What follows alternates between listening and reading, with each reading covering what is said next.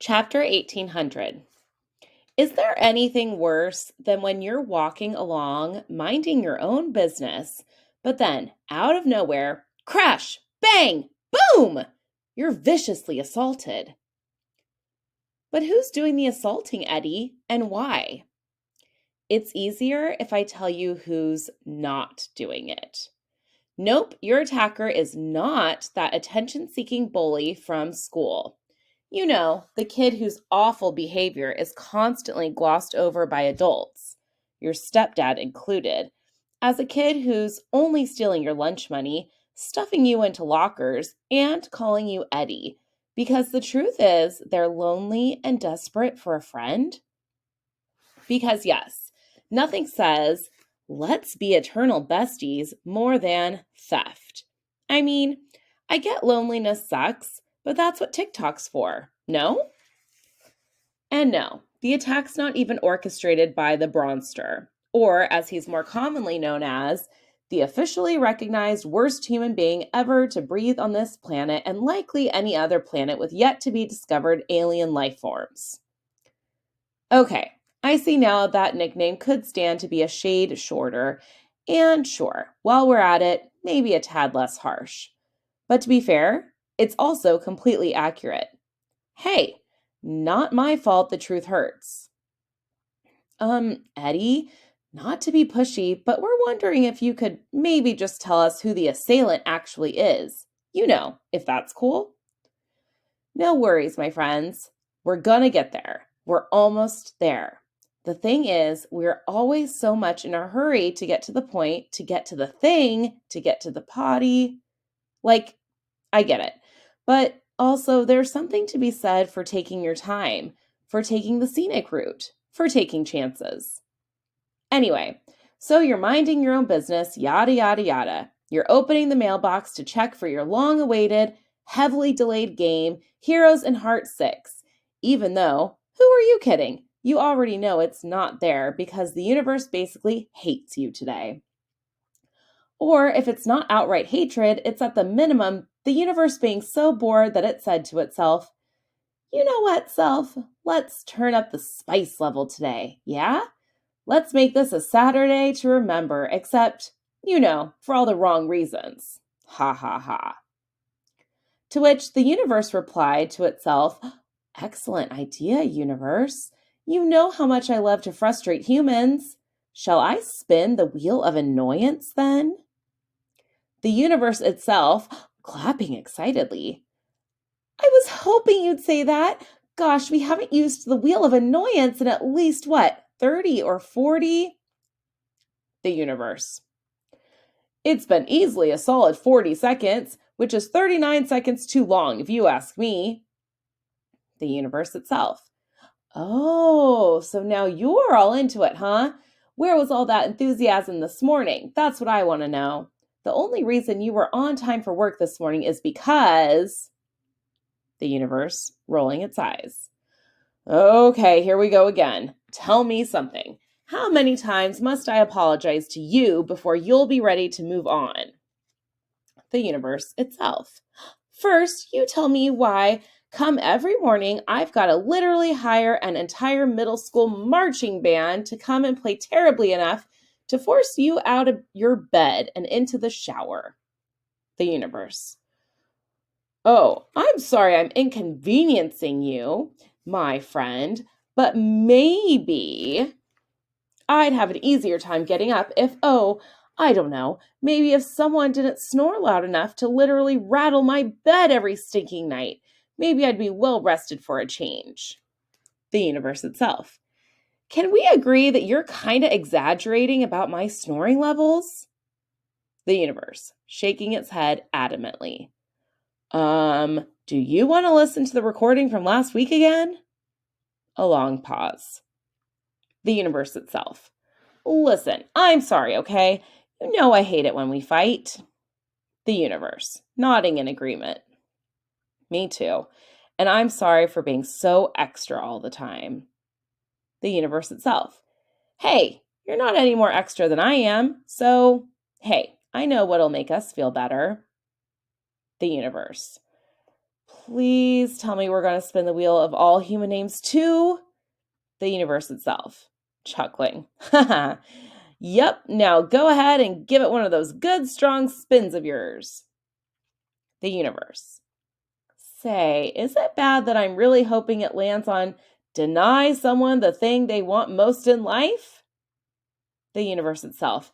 Oh my God, will you please stop reading my mind? I'll be honest, I really hope the wheel of human targets lands on an Eddie. The universe. Ha, same. I don't know what it is about humans named Eddie that makes them so much fun to annoy, but by gosh, it's like chicken noodle soup for my soul. Now, to be fair, it could easily be none of the above, and just that the universe woke up grumpy, was tossing and turning all night because it put itself out there to the galaxy, opening up about its true feelings, and the galaxy has yet to text back, or whatever. But back to the assault. I'm strutting to our mailbox, crazy frustrated that I'm spending my day in a basement instead of the beach. I'm hearing buzzes in my video game that make me think my laundry is done. All the while, my terrible, horrible, lounge around the house in his underwear brother gets to hang out with his way too good for him girlfriend. That's when I hear a low woof, woof, woof. Now, I know that can't be on the TV because I'm outside. I turn around, a big smile on my face. Hey, boy.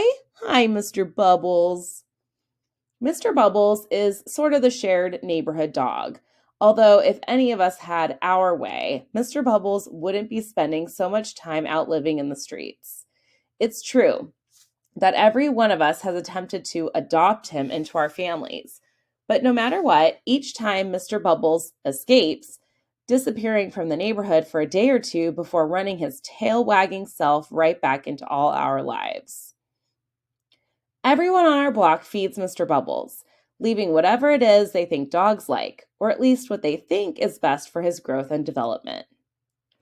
I'm pretty sure Mr. Bubbles is scoring twice as much food as he'd be fed were he living with one family full time. Which is to say, Mr. Bubbles' refusal to commit to anyone, it's pretty much genius. But it also means he's a big dog. And that's when Mr. Bubbles takes his cue to jump right into my legs. I go down hard, like flip-flops flying in the air, pile of human on the grass, hard. To be real, I've never seen Mr. Bubbles make contact with someone. Not even when you take him to the park and he starts chasing the ducks everywhere and they let him get close enough to nudge them. He doesn't.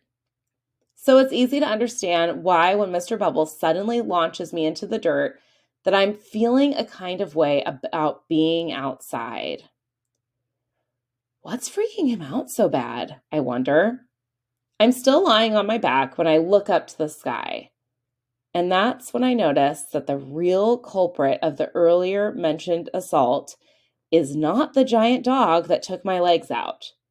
No, it's much worse. It's the worst luck of all time that clobbered me.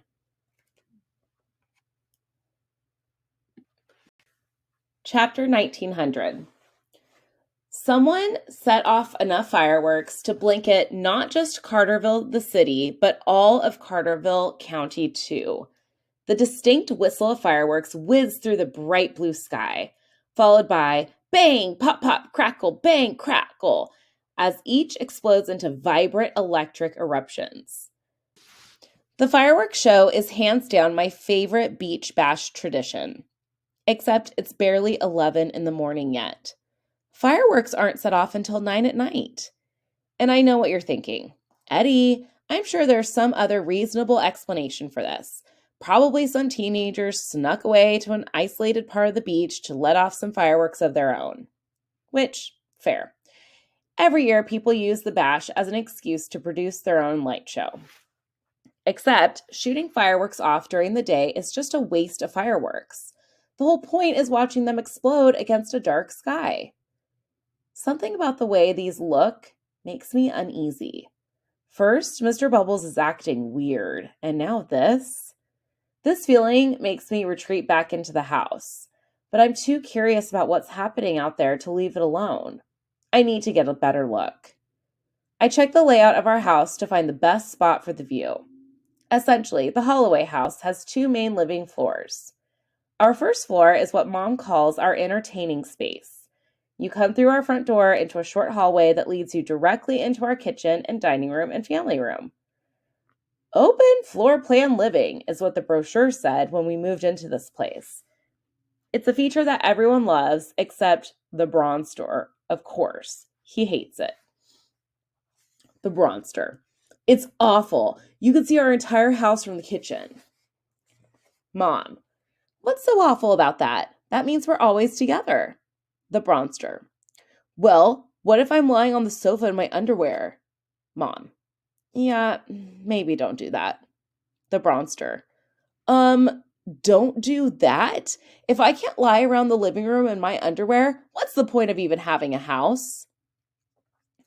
And although guy code dictates that I have the Bronster's back in most arguments, he's on his own for this one.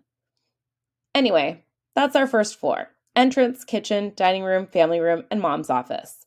Pretty basic stuff. Upstairs are 3 bedrooms. Me, the rents, and unfortunately, the Bronster, plus 2 bathrooms. And yes, it majorly sucks to share a bathroom with the Bronster. Don't even get me started because that's a whole story.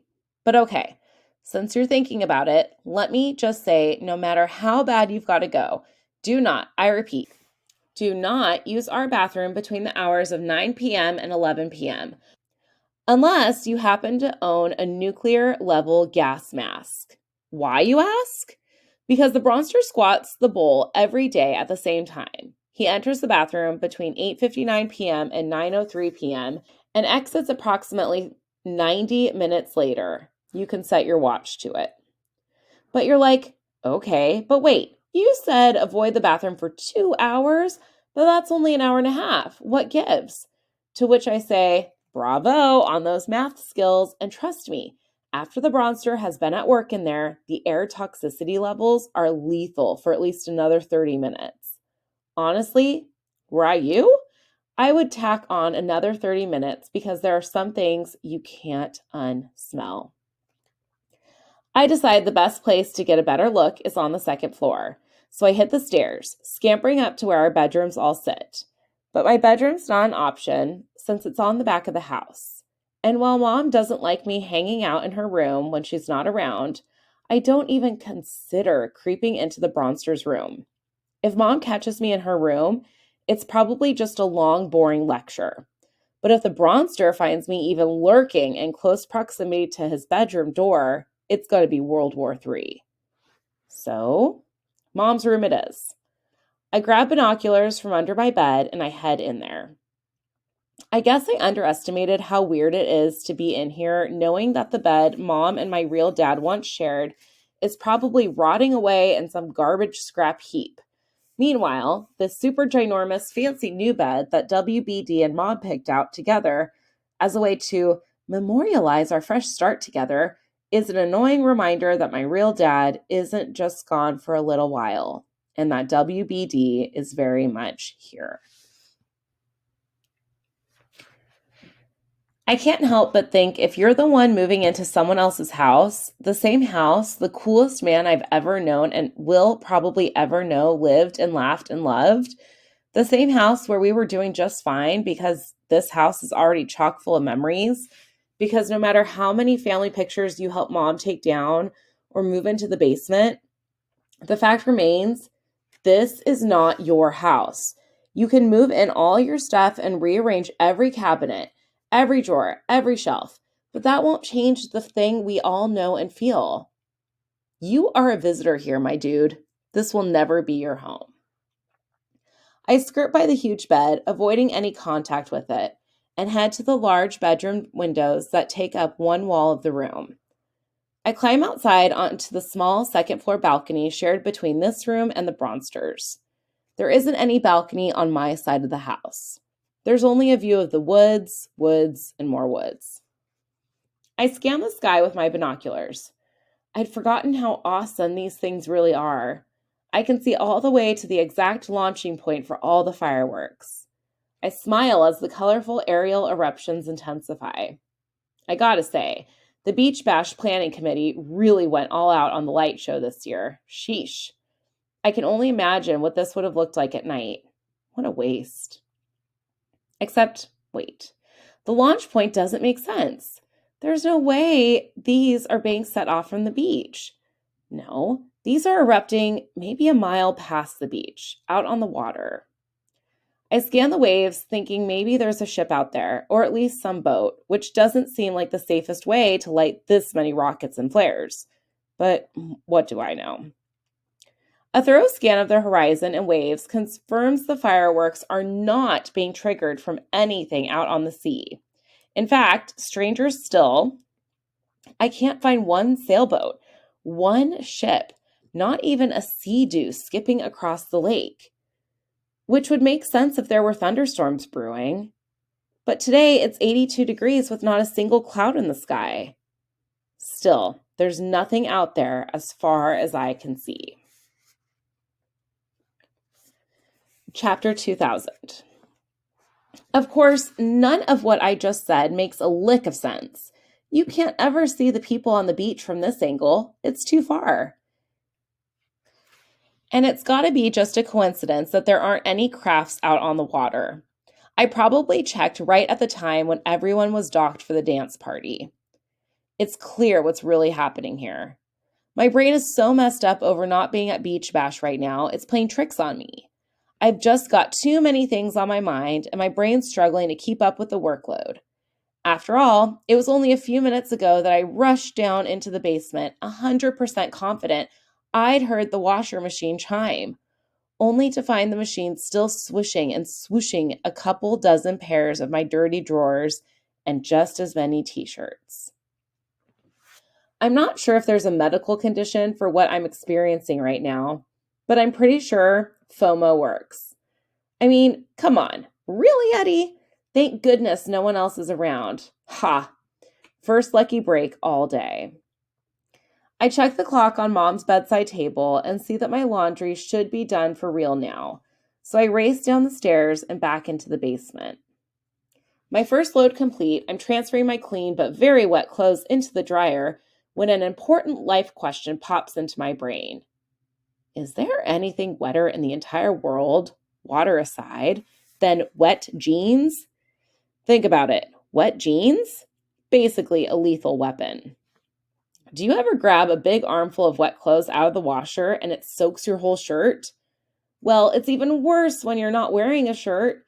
Some of the water drips down below my waist, but that doesn't matter. I'm in a bathing suit. It takes a couple of tries to get everything from one machine to the other. And yes, there are a few dropped socks along the way.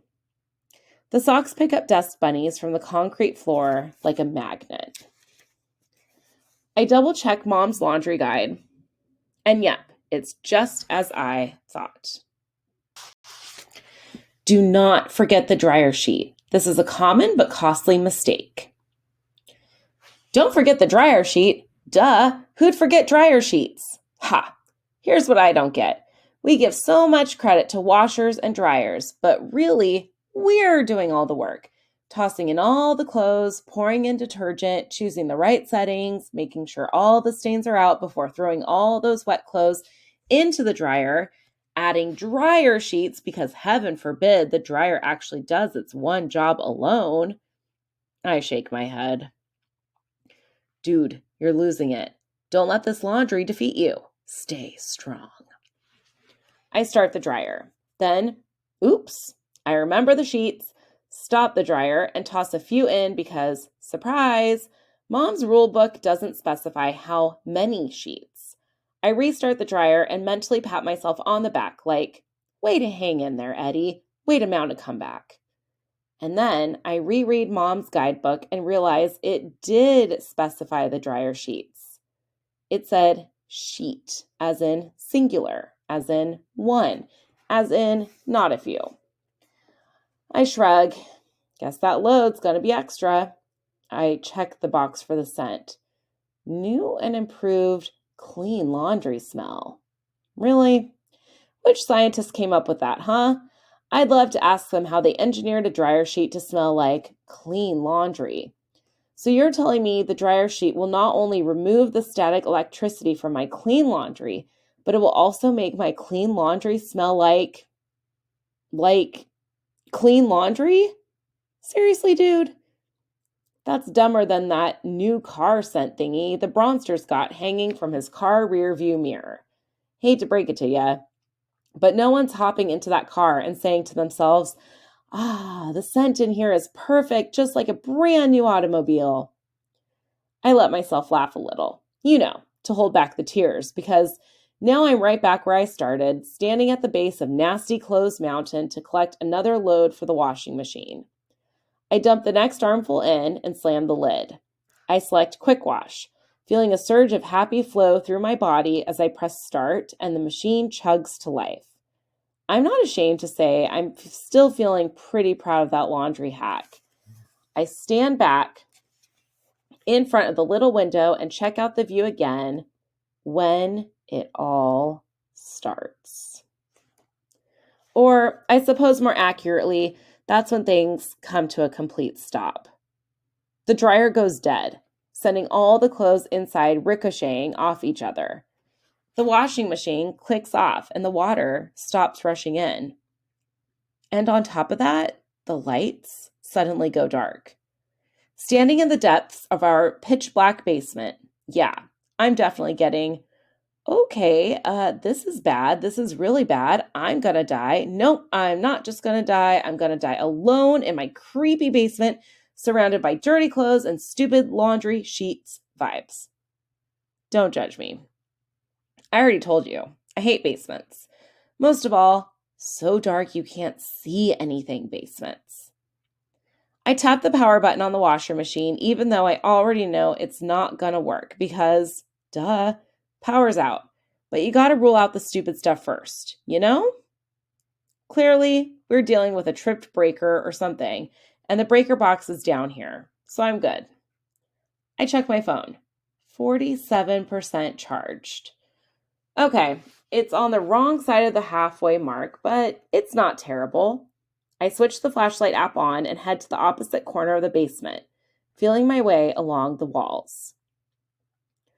Of course, this isn't my first outage. There's been a few times, usually triggered by a bad storm, where the lights are suddenly flickering and then boom, just like that, every plugged-in thing, dishwasher, TV, fridge, the hot water heater, came to a grinding halt.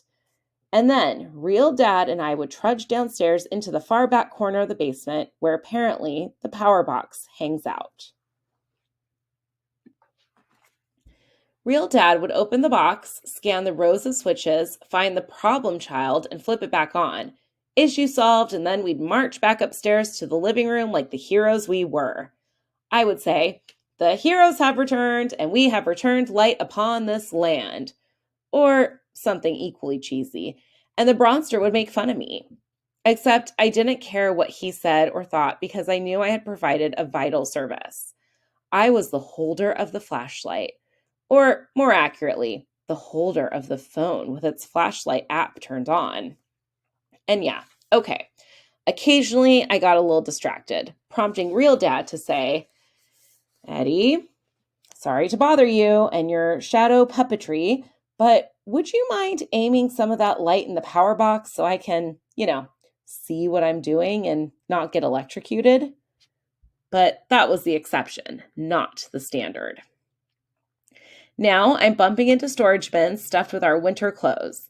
I'm tripping over mom's old bowling ball, and I nearly wipe out when I tip over a jar of golf balls. Who keeps a jar of golf balls? And yeah, I feel extra abandoned down here. And yeah, this is officially my worst nightmare.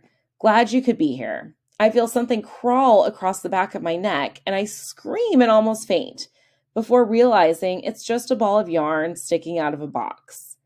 Except then, I hear something crinkling on the ground next to me, and I whirl around to escape, knocking over what I think is an old ironing board. The crinkling thing turns out to be a plastic bag filled with gift-wrapped tissue paper. If you get a present for my mom, I 100% promise you the paper it's wrapped in and the tissue paper stuffed inside the decorative bag. Oh, and the decorative bag, all of it's from a gift someone gave her that she saved and reused. It's okay, Eddie. Calm down. You're not dead yet. I make my way over to the power box and pop it open. There are rows of switches. The whole house is power right here in this box. I shine the light to the little grid that lists which switch is for which room. Basement. I flick it. Nothing. I try it again. Nope. So I do the only thing I can think of. I flip them all like when you're in an elevator and you hit every button. No lights, no sound of the dryer starting back up. The only thing I hear? My heart thumping against my ribs. And the only thing I feel? A sharp, hot sensation prickling under my skin, shooting up from my knees into my back and my neck. A feeling more commonly known as scared out of my stupid mind. And yeah, all that, it's cool, Eddie, you're not dead yet stuff, that was dumb. I take it all back. Because I'm absolutely positively gonna die down here, amid boxes of junk and mildew and dryer sheets.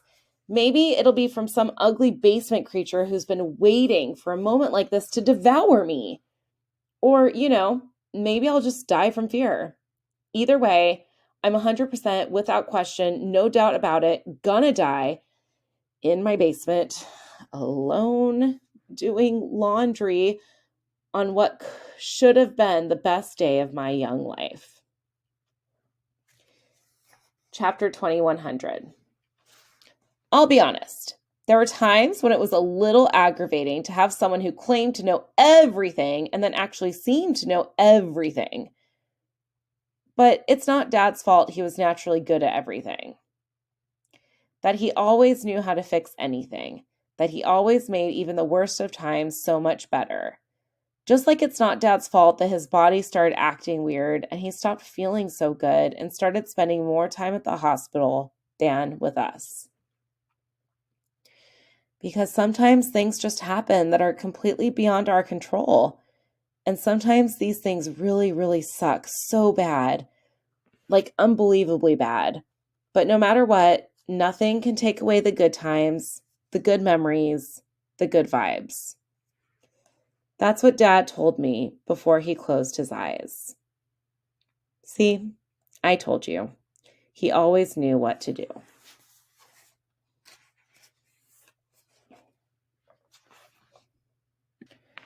Chapter 2200.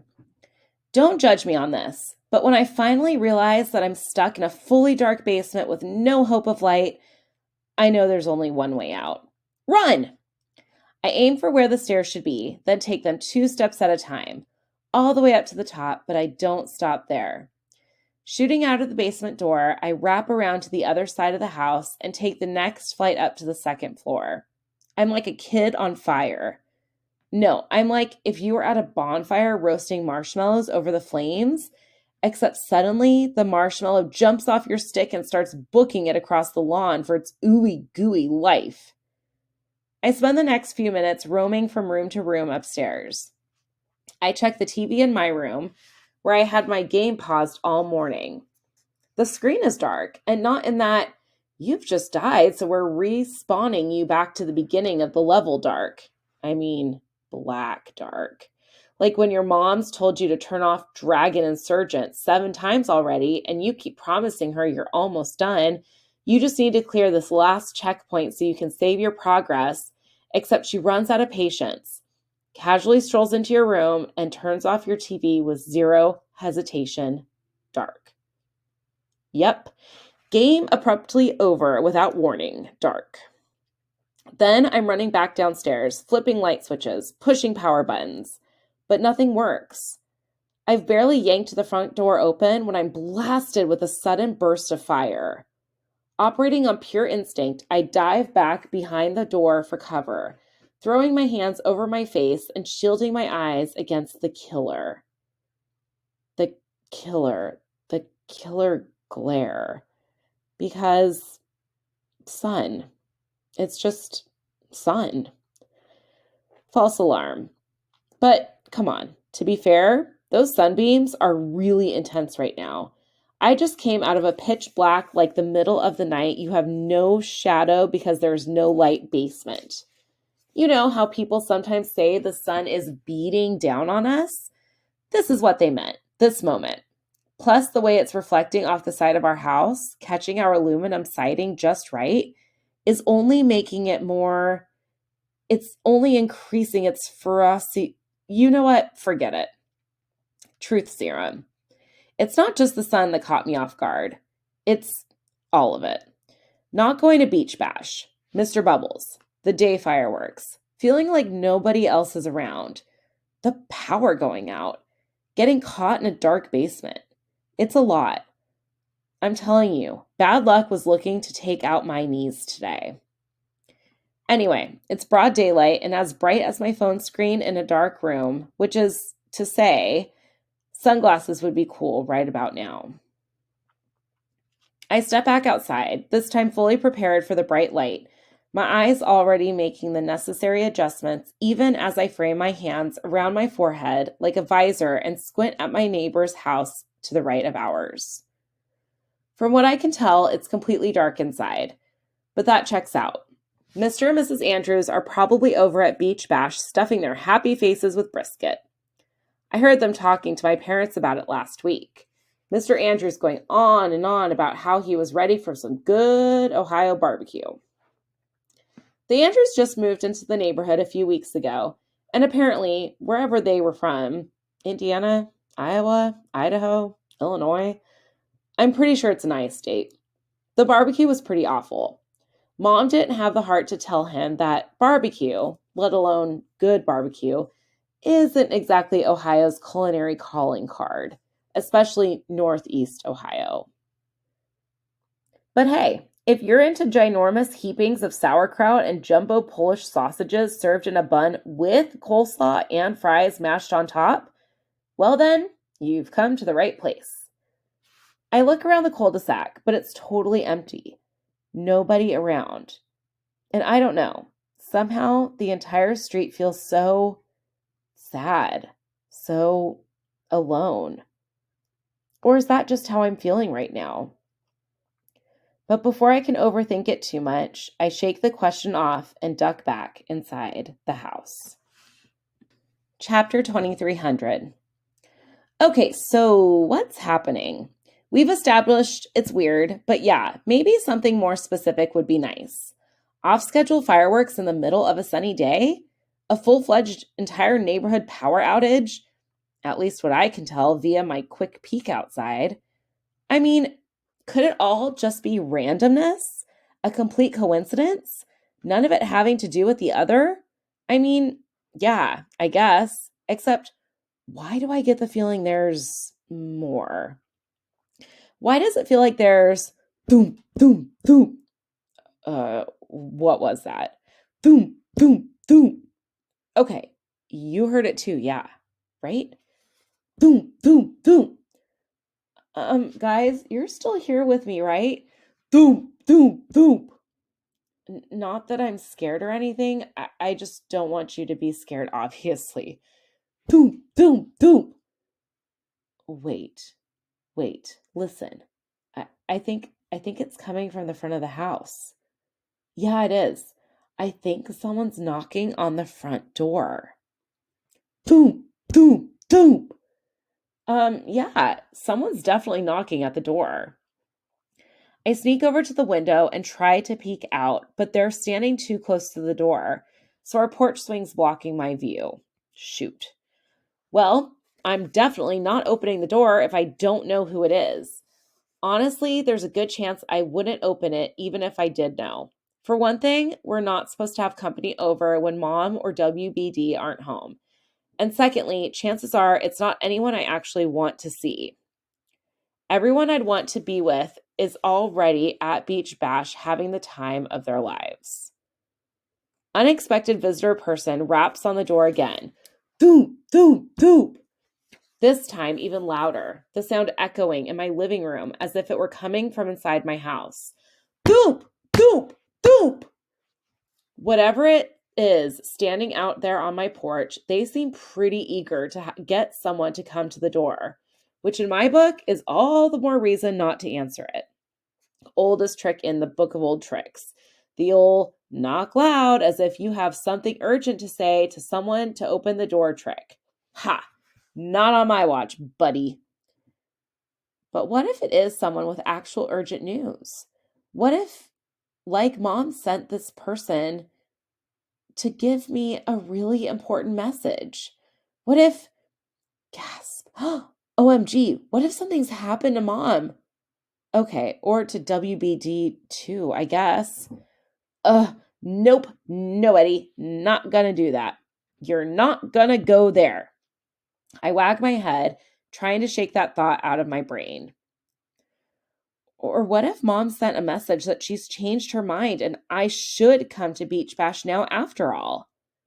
Yeah, right. Does that seem like something my mom would do? It'd be more likely that the Bronster decided to come pick me up to take me out for chocolate chip and pecan cookies because we're best brother friends now, which is not going to happen. Doop, doop, doop. Jeez, this person isn't taking silence for an answer, but they'll have to give up eventually, right? All I got to do is hold my ground and then, I don't know, either they decide to try again later or they scribble a note and leave it on the door. At this point, I don't really care what they do as long as it ends in them leaving. Like now. But then, the most unexpected thing from the unexpected visitor person happens. They yell, "Come on, I know you're in there. Open the door." But they don't just yell, they open the stupid door, Eddie. Yell my name. Chapter 2400. Okay, so I'm going to go out on a limb and say there's a decent chance that the stranger on the other side of this door knows me. Either that or they're freakishly awesome at guessing names. I'm not sure what this person's dream job is, and I'd never encourage someone to ignore their heart. Maybe they're dreaming of blasting into outer space and living the zero gravity life. Or, I don't know, maybe they want to do something really cool, like become a sandwich artist. That wasn't a joke. Sandwich making really is a vital art form. Have you ever tasted a foot-long Italian sub with toasted Parmesan encrusted bread? I rest my case. But if hurtling through black holes or submarine sandwich design don't work out, they could totally be one of those step right up folks at the county fair or amusement parks like Cedar Point. You know the people I'm talking about. They're calling after you in one of those semi-truck looking microphones that's pinned to their polo shirt just as you walk by their booth, offering you a chance to play a really easy and stupendously fun game called You Stand There and Let Me Stare at You for a Period of Time just shy of super awkward, at which time I will wow you and the gathering crowd as I deduce any of the following of your choosing: your age, your name, or your birthday month. The first two, I'll admit, are kind of impressive. The birthday month thing, well, no offense, but that just seems like dumb luck. Plus, if you really wanna, doop, doop, doop. Oh, right, the door. I extend a shaky hand toward the knob. Chapter 2500. If you don't open this door in the next 15 seconds, I swear. And okay, I'm sorry. I realize this isn't exactly the best time to jump in here because, like, oh my God, Eddie, I so need to hear the end of that sentence. Which, fair. And also, me too. Which is exactly why this little timeout is so necessary. Because suddenly this feels like the opportunity to give you a little behind the scenes peek into not just Eddie Gordon Holloway, the amazing gamer, the above average son, and recently failed clothing launderer. Nope. This is the perfect moment to reveal Eddie Gordon Holloway, the man, the poet, the philosopher. You know what I mean? Huh? What's that? Oh, you don't know what I mean at all? Oh, well, okay. Firstly, that's awesome of you to admit that you're lost.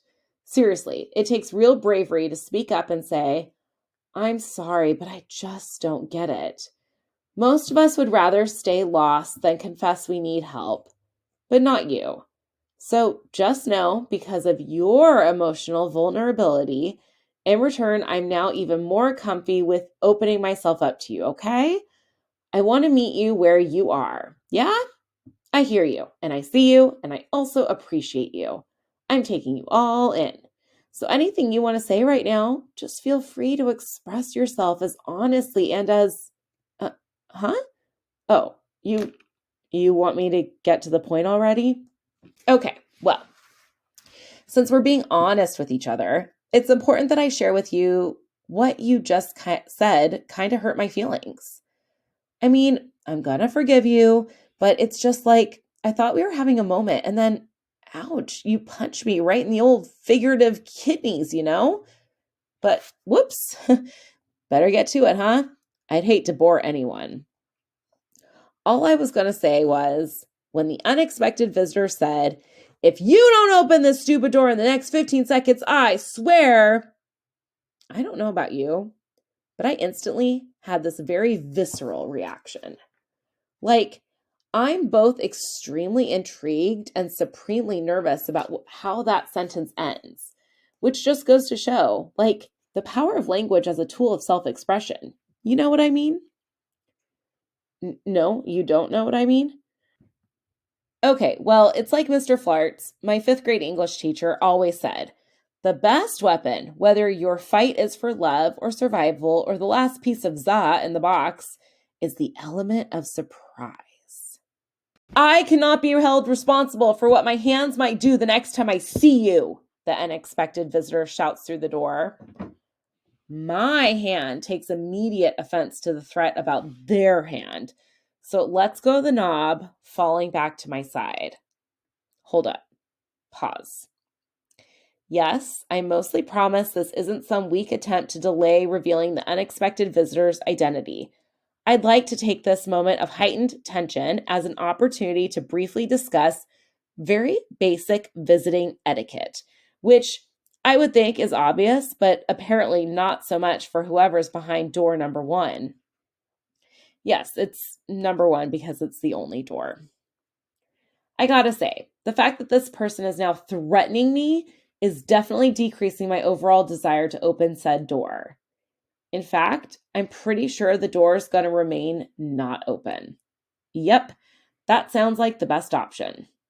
Although this person is still shouting, which, rude, they are kind enough to decrease their shouting volume, so I'm finally able to truly hear their voice. And I realize it's a voice I've heard before.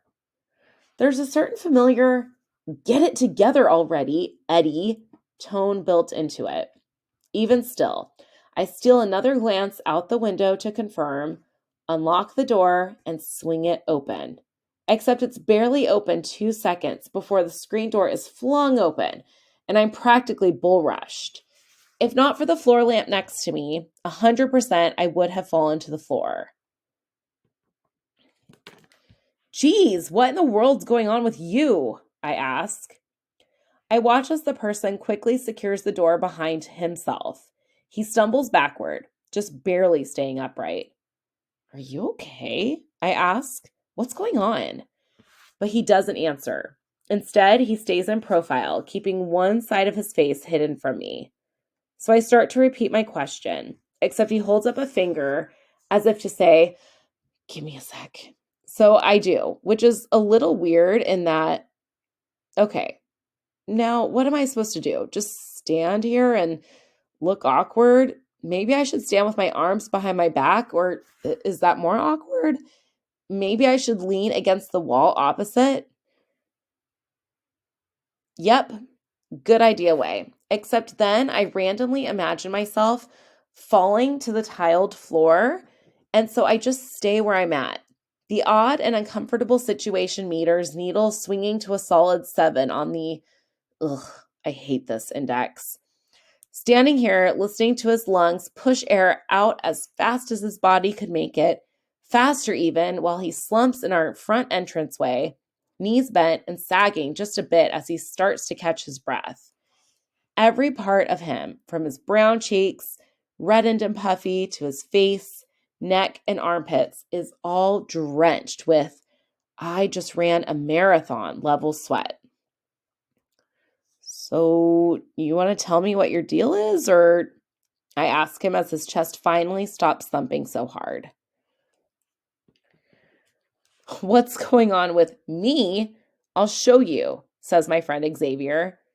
He turns to me, and that's when I see it.